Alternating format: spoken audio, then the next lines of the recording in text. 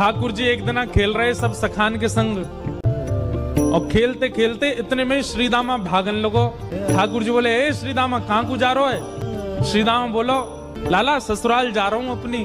ठाकुर जी बोले, नंदगाम सुनो, बरसानो सुनो, वृंदावन सुनो, गोकुल सुनो, जे ससुराल कौन सा गांव है भैया? श्रीदामा हंस के बोलो, लाला ससुराल गांव को नाम ना है। तो बोले, फिर कहा है ससुराल? बोले, जब ब्याह है जाए ना तो अपनो घर तो पीहर है और पत्नी को घर जो है का वो ससुराल है। ठाकुर जी बोले, जे पत्नी कौन होवे?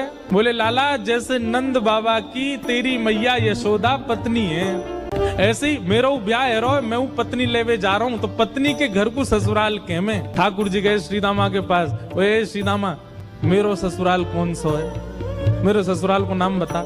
श्रीदाम बोलो, मुंह का पता तेरा ससुराल कौन सा? तेरी बहू जहाँ की होगी मुंह वही तेरा ससुराल। बोले, मेरी बहू कहाँ है? श्रीदामा बोलो, लाला मुँह तो मत पूछे, मैया तो जाके पूछ।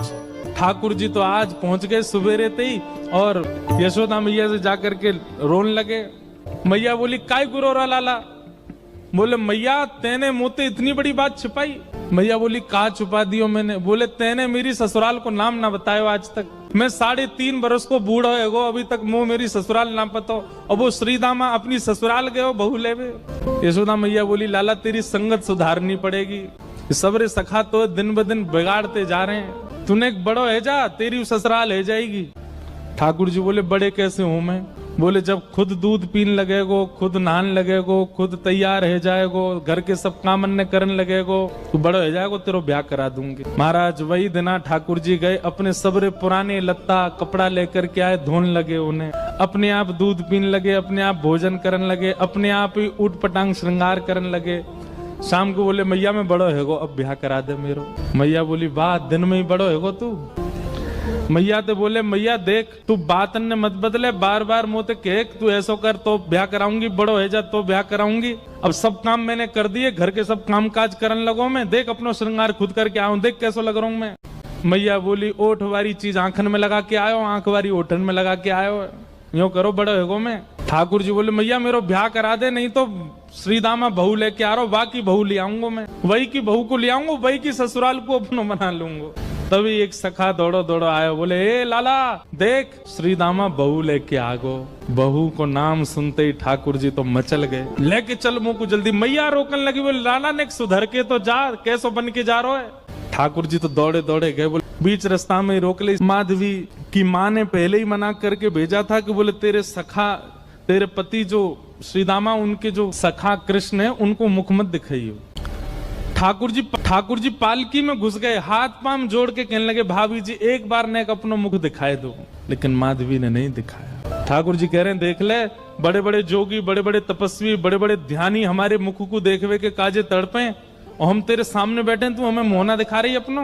माधवी ने मुख नहीं दिखाया। ठाकुर जी बोले, ठीक है, तड़पेगी मुख को देखवे के काजे। माधवी बोली, मोए ना तड़पनो, मेरे पास मेरो खसम है, वही देख लूंगी, तो मैं काई को देखूं?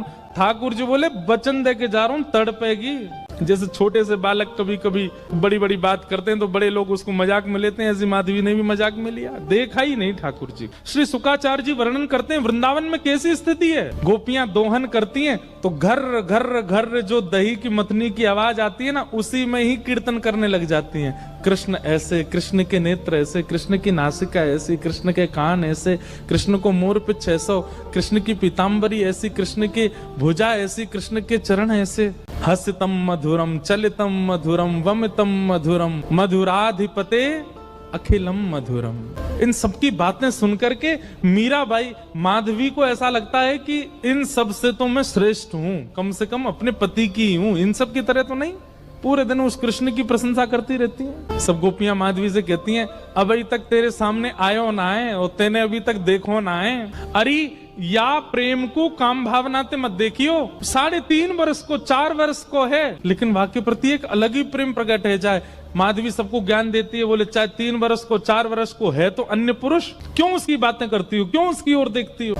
लेकिन 24 घंटे गोपियों के बीच में रहती माधवी को और कोई चर्चा ही नहीं सुनाई देती। सब केवल कृष्ण की बात करती हैं, जल भरती हैं तो, बैठती हैं तो, भोजन बनाती हैं तो, बतियाती हैं तो, श्रृंगार करती हैं तो, हर समय कृष्ण कृष्ण कृष्ण कृष्ण। माधवी ने कुछ समय अकेले रहने का भी प्रण लिया, लेकिन अकेले रह नहीं सकती, जंगल है, कहां अकेली जावे, जाना पड़ता है। उस एक दिन रात में सोई तो अब कानों में कृष्ण कृष्ण कृष्ण कृष्ण गूंज रहा है, तो कान बंद करती, पता नहीं पूरे दिन इतना नाम सुनती हूं कि अब तो कानों में भी यही गूंजता है। कान बंद करके सोती है तो स्वप्न में कृष्ण ऐसे हैं। अब कृष्ण देखे नहीं है, लेकिन उसको श्याम वर्ण, पीली पीतांबरी, वंशी, मोर पिच्छ सब अनुभव होता है। उठ के बैठ जाती है, नेत्रों को मीटती है, क्या करूं मैं, नहीं चाहती ये स्वप्न मुझे आवे।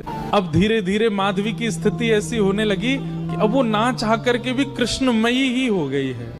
रात्रि में सोती, अचानक उठ बैठती है, ऐसा लगता है मानो जैसे उसका हाथ पकड़ लिया हो।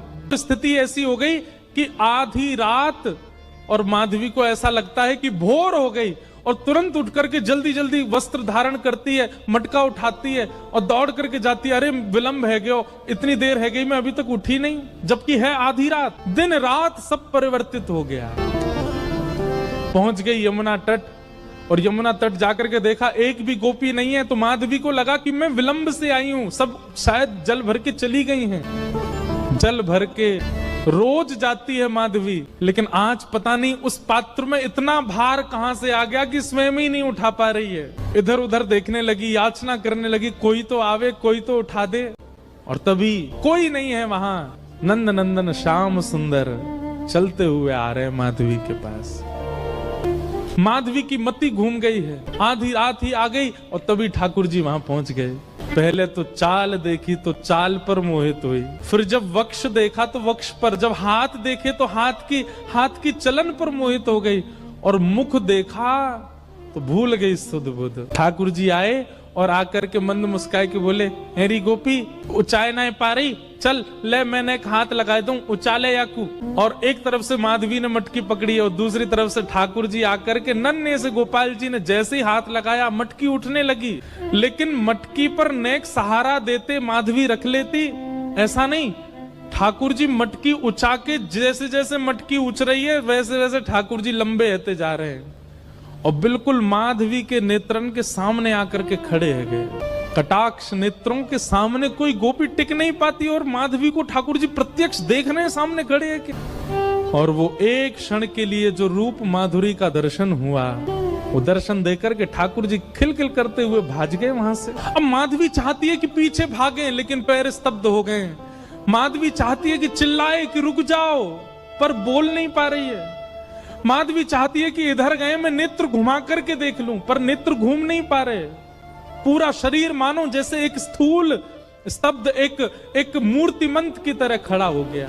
केवल नेत्रों से अश्रु गिर रहे हैं, कुछ नहीं कर पा रही, बेसुध है माधवी। वहीं खड़ी रही तब तक जब तक भोर में गोपियां जल भरने नहीं आ गईं। अश्रु जलों से जल पूरा वस्त्र भीग चुके हैं माधवी के, और तभी सब गोपियां आई, आकर के अरे ये माधवी ये पहले ही आ गई जल भरवे। सब ने जाकर के हिलाया, स्पर्श के बाद भी माधवी हिल नहीं पा रही है, बस नेत्र लाल पड़े हैं, अपलक नेत्र हैं, और नेत्रों से केवल अश्रु गिर रहे हैं। बोलना चाहती है, कहना चाहती है, चिल्लाना चाहती है, किसी को पकड़ना चाहती है, पर कुछ नहीं कर पा रही है। तब एक गोपी गई और यमुना जल लेकर के जैसे ही माधवी के मुख पे छिड़को, माधवी तुरंत सचल जैसी हो गई और धड़ाम से मूर्छित होकर गिरी। गोपियां सब उसके चरण मसलने लगी, हाथ पकड़ने लगी, सिर सहलाने लगी, और जैसे होश में आई, होश में आती बस रो रही है और पूछ रही है वो कहाँ है, मोहिनी मूरत सांवली सूरत, वो कहाँ है।